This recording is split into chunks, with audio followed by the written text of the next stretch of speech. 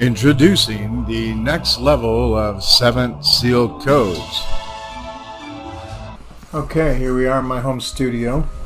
This is where I create all my content on the big screen, and I have some really wonderful things in store for you.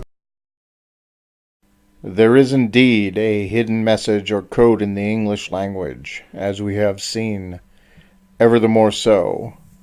It says we are divine and we can become enlightened. This is the message that was left behind.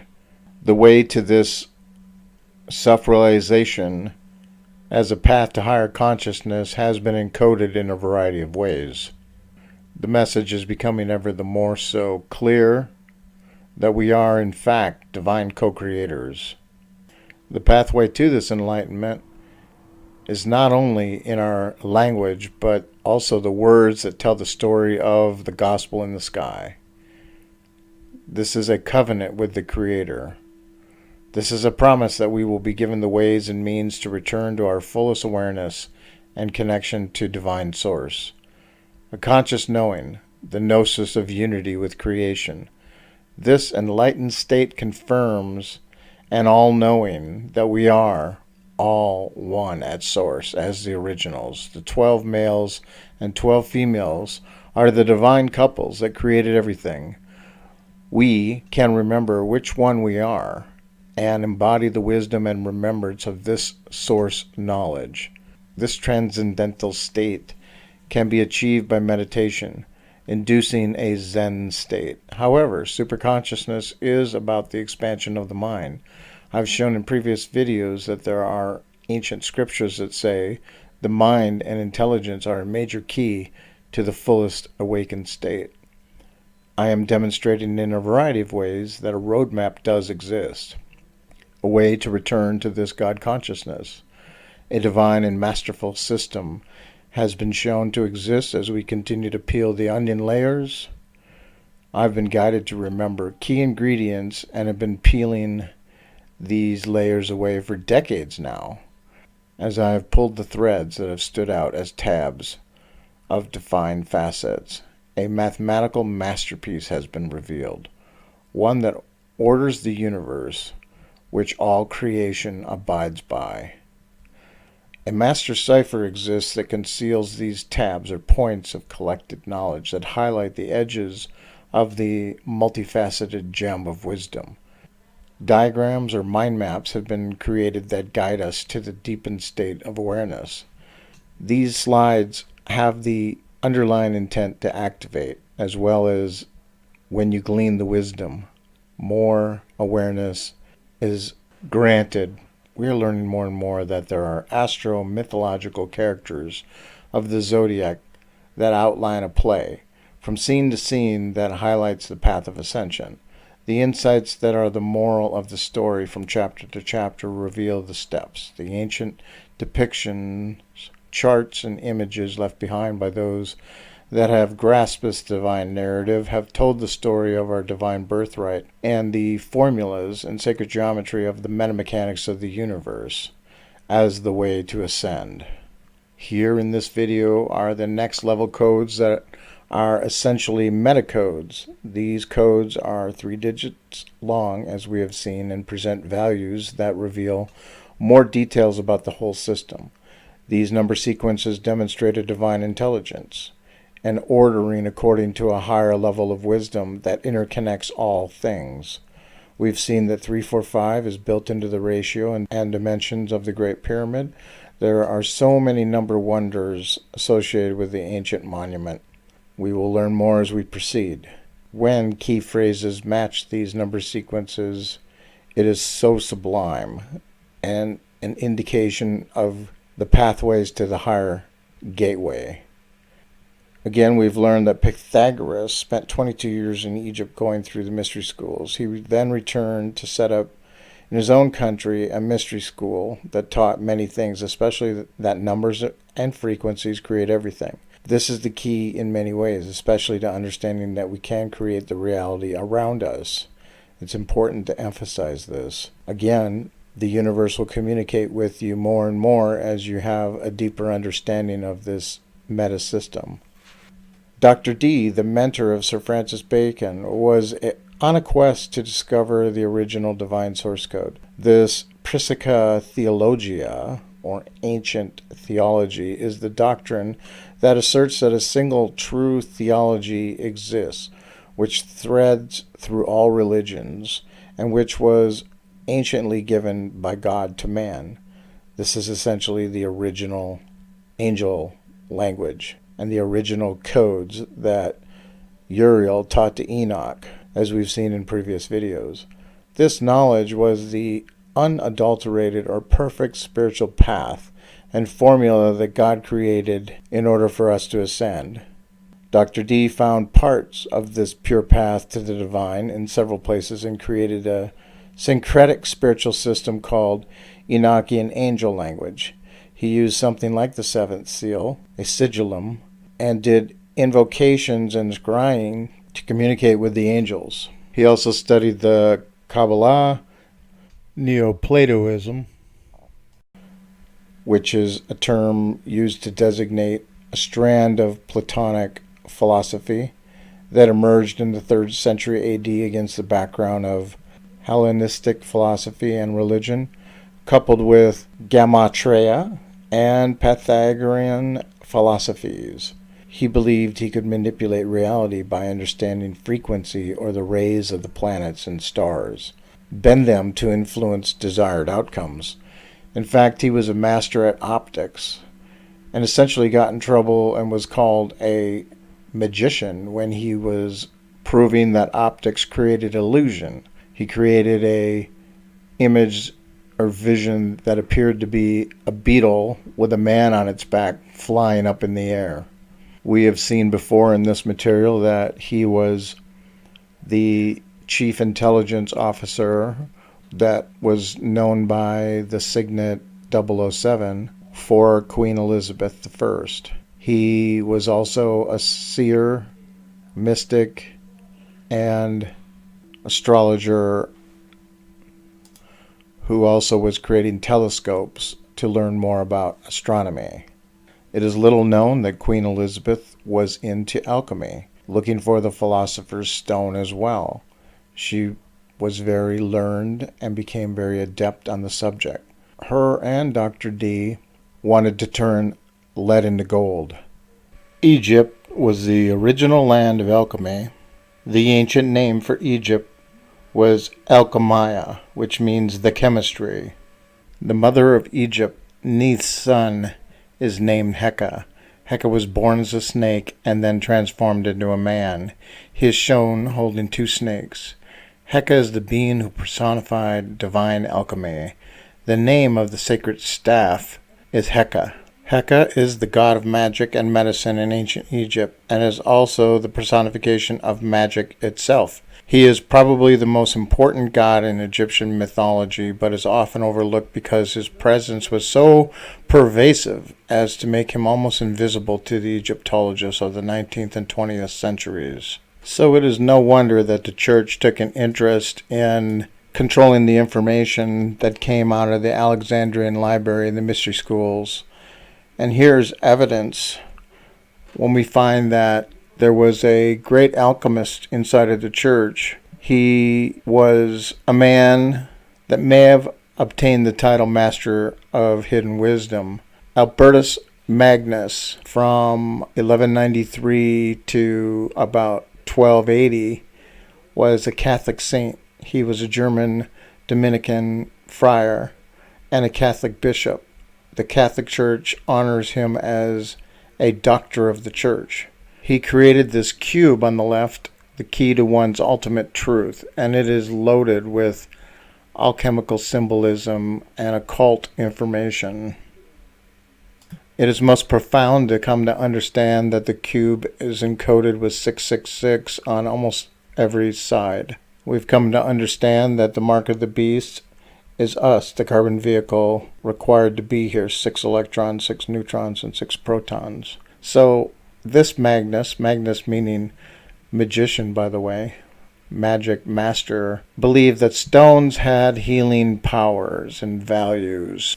He wrote a book of secrets on the virtues of herbs, stones, and certain beasts in 1222 AD.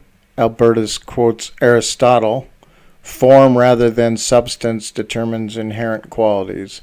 In fact, Albertus went through all the ancient manuscripts and organized them into sort of an encyclopedia of wisdom. It's truly profound to realize that Albertus wrote things such as the power of a stone can counteract poison, cure an abscess, or attract or repel iron, derives directly from its specific form. Other stones act with similar vigor. He's saying that chrysolectrium changes its color during the course of the day because it fears fire. When held to the hand, reduces fever. Thus, communion in the palm is suggestive. The stones Albertus catalogues yearn for union with the biological. Many are themselves progeny of lithic, of the nature relating to the stone. And animal commingling must be ripped from bestial bodies to be obtained, borax from a toad's head, and on. These words are hard to pronounce. Interesting to see that the brow of a snake, draconites, dispels poison and bestows victory. Even when they do not originate in flesh themselves, stones desire to touch and transform bodies. I mean, wow. This stuff was okay within the church that was burning people for later on using herbs to heal. Each side of this cube is believed to give an understanding to the formulas for turning lead into gold. This side here that has dates in the 4 directions has never been figured out. My understanding is that it points to the Golden Gate with the sun in Gemini and the angle or line that represents the middle way hidden within a variety of other lines. But the most profound thing is that when you do the numerology on the 4 dates, 409, 1280, 1811, and 3018, they add up to 722, which of course is more of a goddess code because it is the feast of Mary Magdalene and a cusp of Cancer. Mastering the emotional body comes to mind as one of the virtues along the path of enlightenment.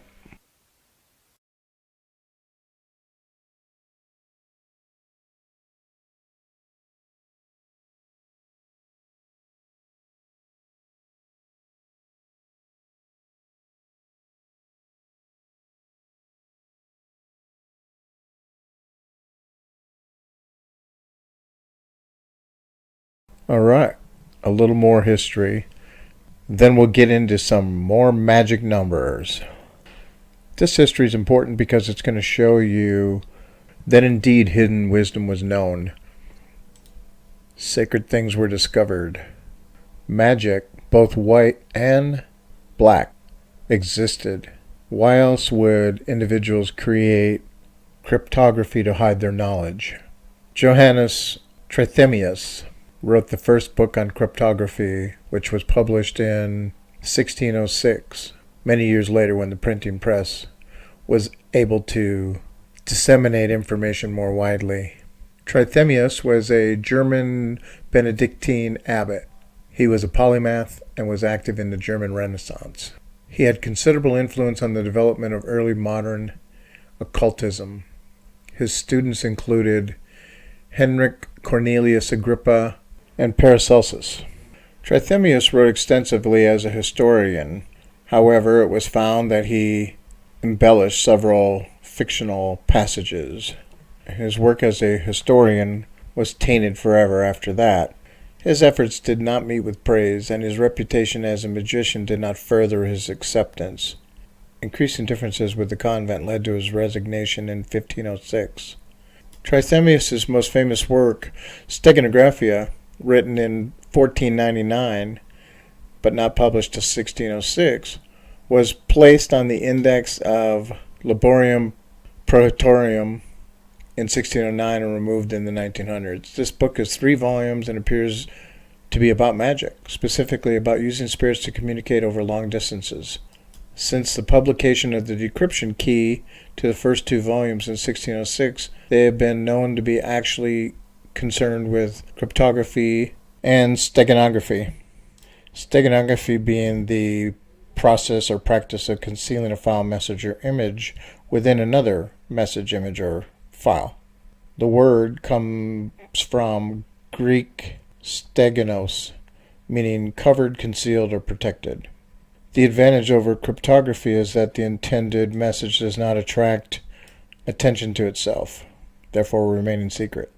Until recently, the third volume he wrote was widely still believed to be solely about magic, but the magical formula has now been shown to be cover text for yet more cryptic content. However, mentions of the magical work within the third book by such figures as Agrippa and John Dee still lend credence to the idea of a mystical or magical foundation concerning the third volume.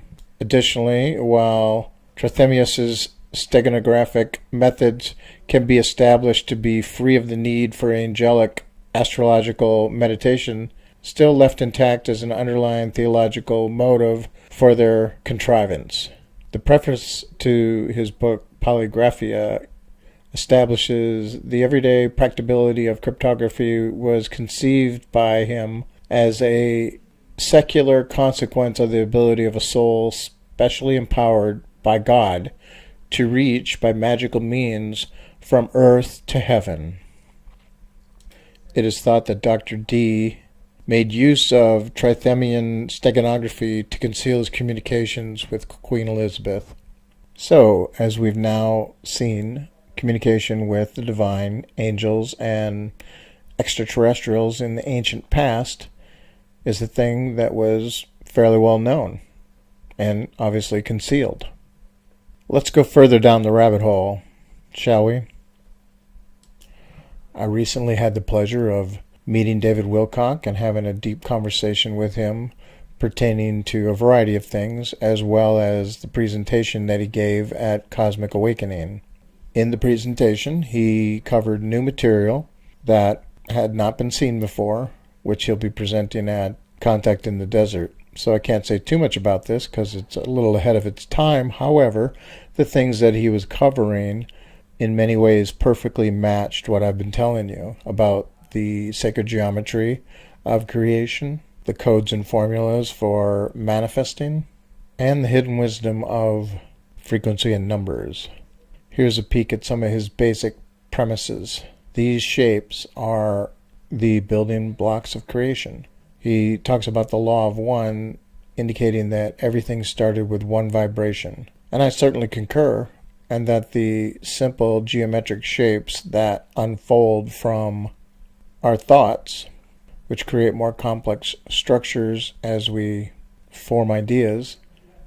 He also showed evidence of science discovering this, that the brain creates sacred shapes or platonic solids, and they nest as your thoughts become more complex or clear. But one thing stood out to me more than anything else, and that was when you begin to see that the galaxies and all of creation mimic the Merkaba and the parts of the Merkaba, octahedrons and pyramids.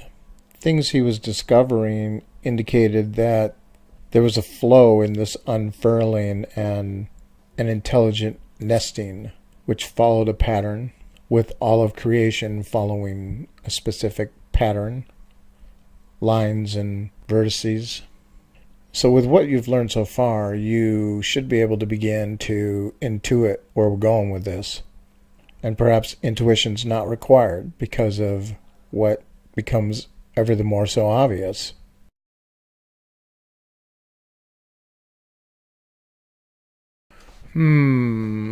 Look at that. Anything look familiar? Well, I should say so. So, was David's angle arbitrary? Certainly we have a lot of support in a variety of ways on this angle, as we've seen over and over. But let's dig a little deeper on the sacred math. As both in the Emerald Tablet says, there's a sacred number magic. So if there's a super science that has interdimensional math and supernatural things happening at these junction points, these vortexes, as also postulated by David, that dinosaurs flying through portals or planes going missing in the Bermuda Triangle occurs on these particular junction points, these nodes where something significant happens with the hyperdimensional math. Is there any underlying evidence that I can bring to the table to support all this? I believe so. Let's take a deeper look now at 216. I've told you that it's the secret name of God. It's not that difficult to realize that it's 162 inverted. It is a point on the pentagonal compass junctions. Before I do a big reveal on 216 and its magic powers, let me lay a little more foundation on the orientation of the causeways of the Great Pyramid.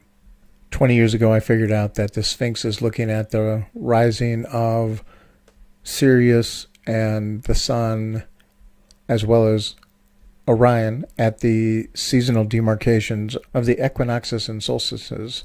And there was 14 degrees above and below that were demarcations that had no real substantive identifiers.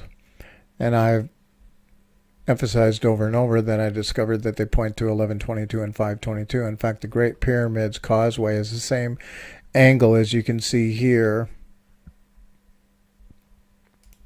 along with the causeway that comes down to the Sphinx being 14 degrees.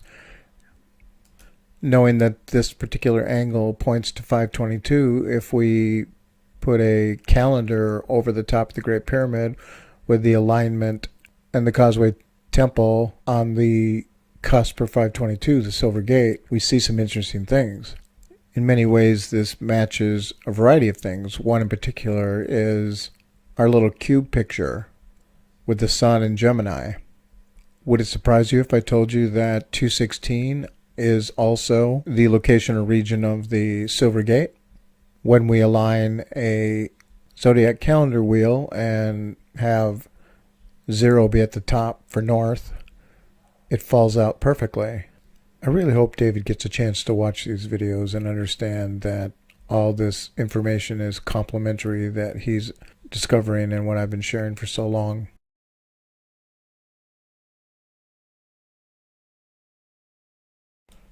Many of our 3-digit pillar numbers show up here. However, we're going to get into that later as we delve deeper into 216. All right, recalling our 60-digit circuit wheel and the last digit around, creating the 60 count or 60 seconds, which involve sets of Fibonacci numbers. As we get down to the bottom of the list there, we see 72. We can also see that the numbers repeat, beginning again with 11235 as the last digit. However, if we were to run on down to 216 and perform math on the sum of the digits in that number sequence, that set, that line, so for example with 72, if we added up every number that's listed there, the sum of that string on line 216 equals 216. Wow, incredible. Now there's a magic number science for you. I checked everyone else, adding up every other set. Doesn't do that, except on number 72. Wow. There we go with these familiar angles that we've come to love. I know I have. It's truly amazing. Proceeding a little further, when we analyze the digits in the 216th line, look at that. There's 666 and 522. Wow. Is it possible that the face of this little cube with the Sun in Gemini and the angle up to Scorpio cusp of Sagittarius is telling us much, much more. Isn't it also profound to realize there's 6 dots in a triangulation around the outside of the zodiac? 3 sets of 6. Okay, 6 times 6 times 6 we saw was 216. Whoa. No wonder this guy's last name is Magus. This is so magical. This knowledge and mathematical divine intelligence surely has the wisdom to create. This easily could be the seed of life.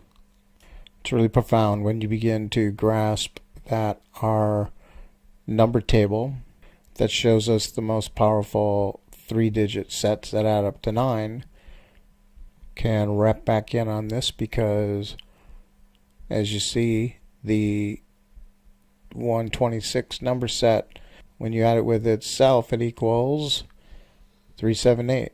And so does the phrase divine code. Indeed it is. You remember that the dates on that last side of the cube add up to 722. Is it pointing to a date? Could it be that it's emphasizing the crosses of the fixed signs? Most likely, given everything we've come to understand about the significance of the equinox and solstices as a cross, and the X of the fixed signs. Alright, we're going to wrap this one up now. This has been truly amazing and astonishing. And David's work and talk was really powerful. I advise you to see it. Our work is very complementary. Hopefully one day that will dovetail in some positive way. Meanwhile, I'm going to continue to bring you things that have never been discussed before or shown in a very long time. The path to the end of this journey along the number steps to decode the Saint Germain message will continue to be phenomenal. I'm very excited to reveal the final master code, and we have a few more episodes to lay foundational understandings to prepare for it. With this anticipation, I leave you with many blessings. Thank you for spending time with me and expanding your awareness.